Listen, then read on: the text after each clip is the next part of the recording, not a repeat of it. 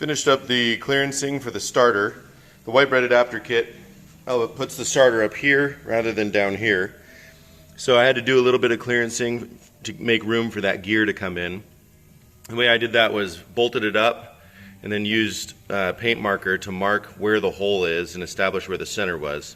The center put me at a thin spot on the outside of the bell housing, so I drilled this hole just to spread out any stress.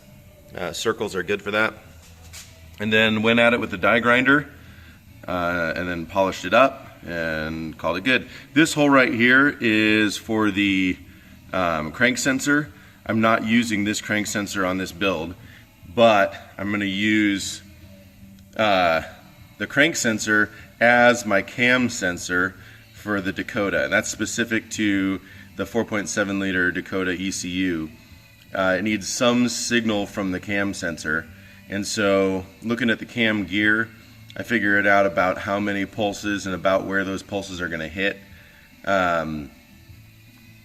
for the cam gear, and went over to my crank gear. Let's see if we can get this to focus. I've got all these teeth, so I've got a big one over here you can see, and a gap over here, and then I've got on the other side of that, let's see, where is it? Right there, we got a gap.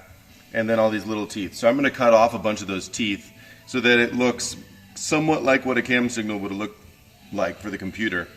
And then I think I'll be able to use the crank sensor here and as a cam sensor and fool the computer into thinking that it has some read from the cam. It'll probably throw codes for implausibility or something, but at least it'll be enough to tell it that the engine's turning, and it can use the crank sensor as the tachometer signal for my gauges. So that's where we're at.